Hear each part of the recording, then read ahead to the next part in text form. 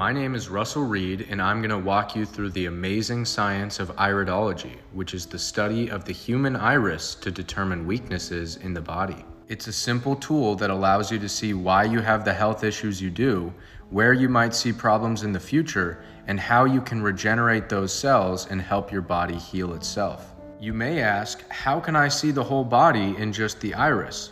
Well, the reason is the same as why an acupuncturist can access the whole body through your hand, your foot, or even your ear. It's because of the holographic nature of reality. Everything in the body is interconnected, and each piece is a reflection of the whole. If you cut a hologram in two, you get not two separate halves of the object, but rather two whole, smaller objects. This is how all of reality functions, and our bodies are no exception. The science of iridology came about in the early 1800s when a young boy named Ignaz von Pixeli hurt an owl in a struggle trying to catch it.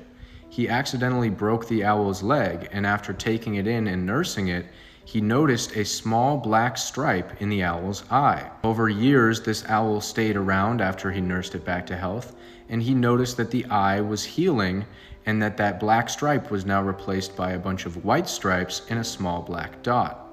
Von Pixeli then became a surgeon, and he started to see many patients with iris patterns having to do with their illnesses. He then developed the first known iridology chart. The science was then passed down through medical doctors and naturopaths until a man named Bernard Jensen spent 75 years in the field, seeing over 300,000 patients and developing an eye chart that is much more in-depth and has been used predominantly in the field for the past 50 years. Jensen died in 2001, and the torch was passed to his close friend and fellow healer, Dr. Robert Morse, who is now one of the predominant healers in the entire world, with 50 years of clinical practice and over 200,000 patients seen. Dr. Morse has helped people heal themselves of everything under the sun, and there are many testimonials that you can find at morses.tv. I really can't overstate how much of an impact Dr. Morse has had on my life, and I consider him to be my teacher. Now, with that being said, let's take a look at the iris. So this is a blue iris, and in reality, you only have blue and brown eyes. Anything that is green or hazel is actually just an eye that has chronic lymphatic stagnation. And as you can see here, there's the very dark oranges and yellows, and you can actually see a little bit of blue in places like right here. You can see some blue, and the reason why an eye looks green or hazel is because of these orange and yellow colors mixing with blue, and blue and yellow combines to create green. As you can see here in the center, you have the pupil, and going out from the center in all directions are these iris fibers.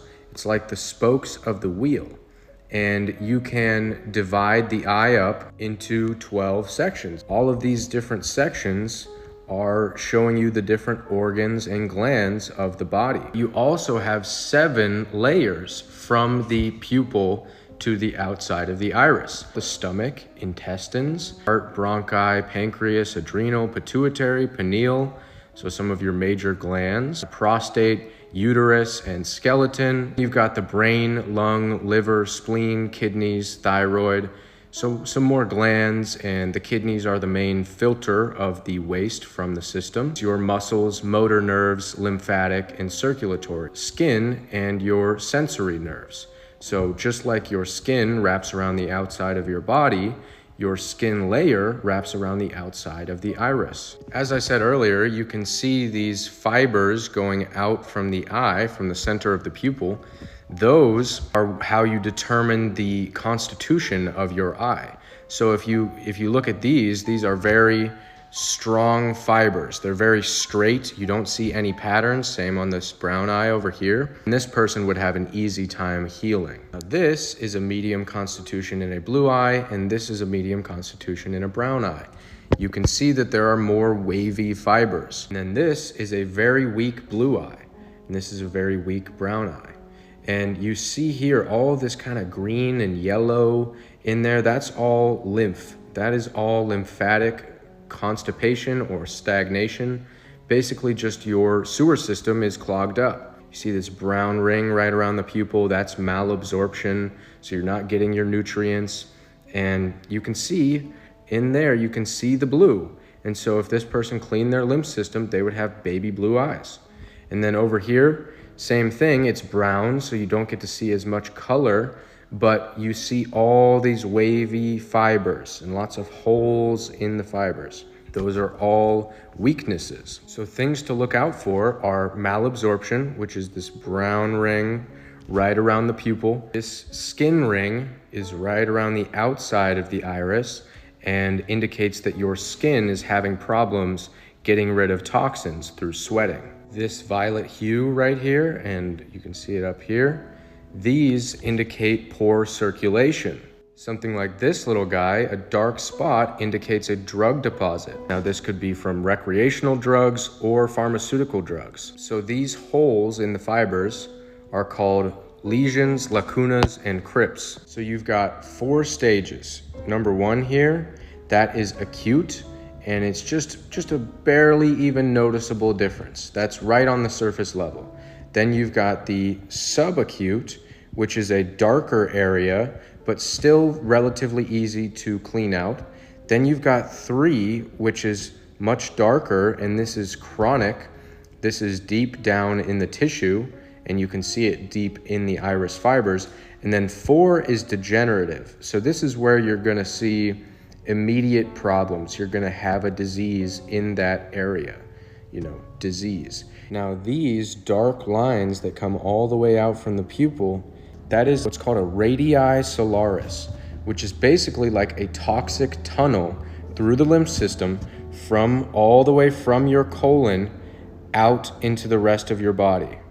So if these are up into the brain, that can be very negative for you because that's acid waste from your colon impacting your brain tissue. These rings around the eye, these are nerve rings, and basically this is just your nervous system being stressed. This can be caused by stress in your life, a traumatic situation, or just your adrenal glands not functioning. This is what's called a lymphatic rosary. That white is lymphatic stagnation in the lymph nodes. Another big one is sulfur accumulation, this dark orange.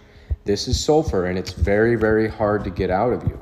There are no known quick fixes for this. You just have to go deep in detox, and eventually it'll start coming out. But this can be from, most antibiotics are sulfur drugs. There are a lot of pharmaceutical sulfur drugs, and that is the main way that we get sulfur accumulations in our body, and it causes a lot of problems. It kind of stops everything up. It stops lymph from flowing. And so sulfur is something you definitely want to get out. This white rim right here is cholesterol. And this is your body's way of combating acidosis. It pulls out lipids, and those lipids then can neutralize the acid.